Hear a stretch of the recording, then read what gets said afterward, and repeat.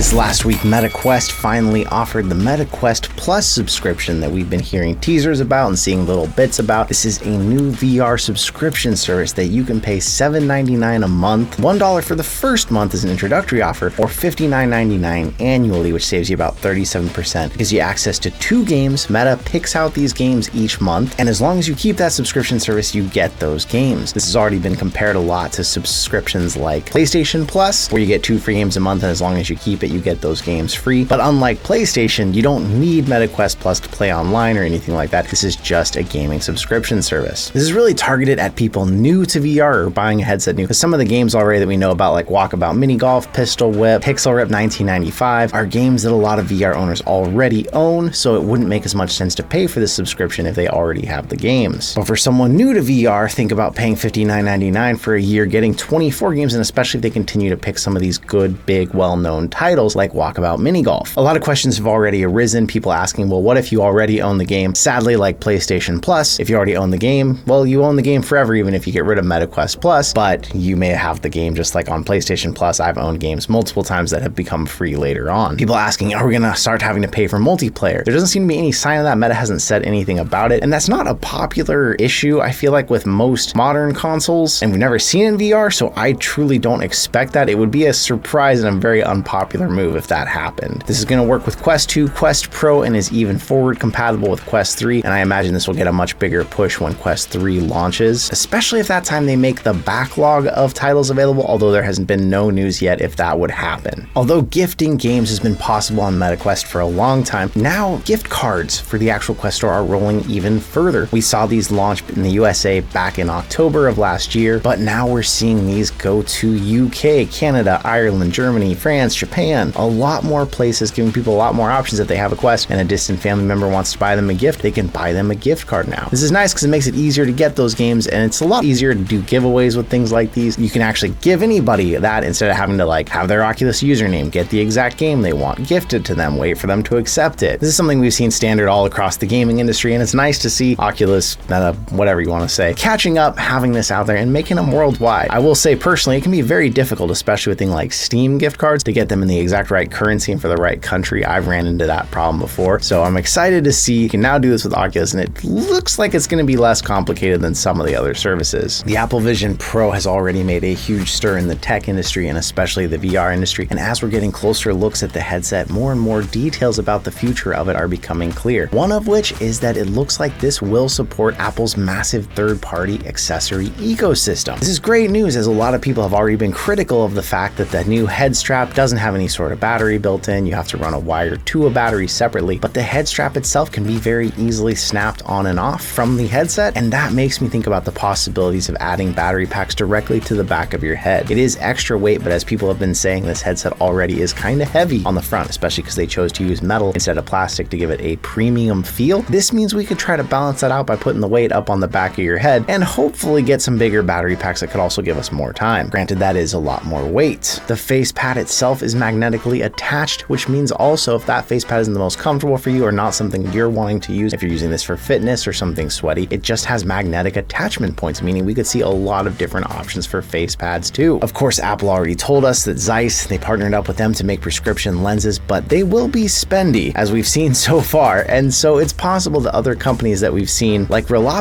could start offering a much lower price. Rollout lenses for other headsets usually go for $80 no matter what your prescription is. And of course, the battery pack itself snaps on with their own proprietary connector, but it does have that rotating connector, and as long as Apple releases the details on how to make these, battery options could change with any accessory. We're still a long ways out from seeing the Apple Vision Pro in person, but I'm really excited the possibilities that we'll be able to make these fit people better, depending on how many people can actually get their hands on them. If you don't know the name Palmer Luckey, one of the co-founders of the original Oculus that ended up selling the company over to Facebook, of course now Meta, and a huge name in the VR industry for really being one of the founders that kickstarted the modern VR movement. Palmer Luckey got to test out the Apple Vision Pro and weighed in on a recent podcast that was nearly 2 hours long, giving a lot of thoughts about the headset and Apple's position they're taking. One of the most interesting quotes from this that Palmer Luckey says, "But what they're going to do is inspire lust in a much larger group of people who, as I dreamed all those years ago,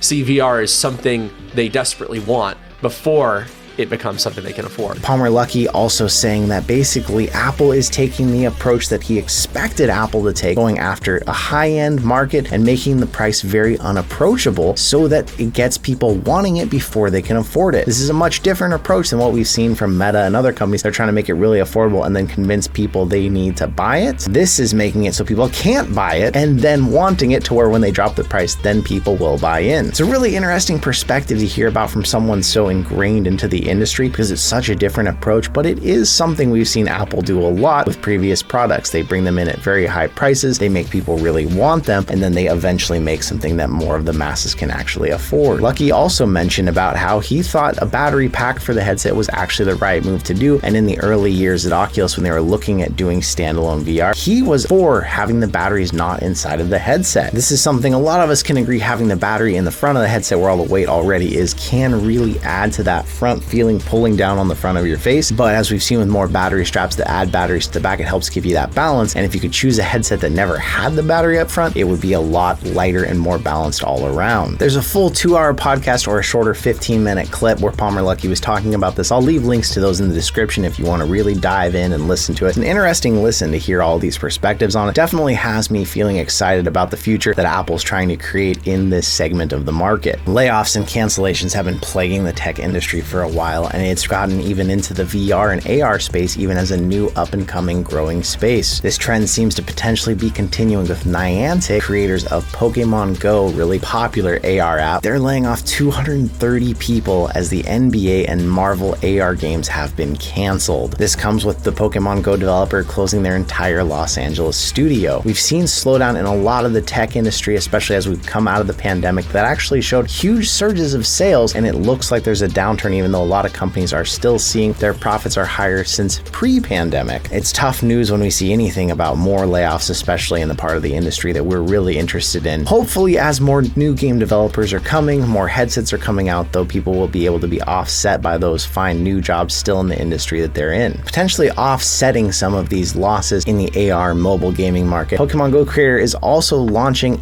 AR ads. Think of being out hunting Pokemon when you see a balloon in the sky that you follow that then leads you to a Circle K and encourages you to go buy a cup of coffee at the Circle K. Ads potentially being incorporated into VR games in the past has been met with a lot of backlash, and some developers even pulling out of these programs because of being review bombed. So this makes me curious, how do you feel about AR games where this could lead you to real world locations, different kind of branding, potentially seeing if they do a Pokemon that has some sort of shirt on it and then advertises the shirt for you to buy instead? Are these things that can add to a game, or is this really just going to make the game feel cash grabby and take out the remaining audience that is still playing it? PCVR on the PSVR 2 has been something we've been talking about since before launch, and it seems like a third-party company has gotten one step closer to pulling it off. Ivory is a company that had already developed ways to use the original PSVR on PC. They've been working on this since the launch of PSVR 2. Now, although the PSVR 2 can technically work with the certain PCs that have the right GPUs that would allow you to plug in and you just see a monitor floating in front of you, recently Ivory has actually had some success using DisplayPort sniffer boards to attempt to figure out exactly what the video input format for PSVR actually is, and then utilizing those on a PC to try and pass this through. Now, unfortunately, this is not very realistic for most people to take some sort of extra hardware they would have to get or buy and then plug the PSVR 2 into that with custom software on it to then run it on PC. But it does show we're getting one step closer to this maybe actually being possible. For anybody who ever tried the original PSVR on PC, it became much easier in the long term to just buy a cheaper PCVR headset. But in the early days when PSVR was a lot cheaper, it was a neat idea, although much harder in execution. Seeing that it's possible with some sort of homemade breakout box, do you think it's possible Sony would sell one down the road that you could then plug this into your PC and use it? Another eventful week in the VR industry.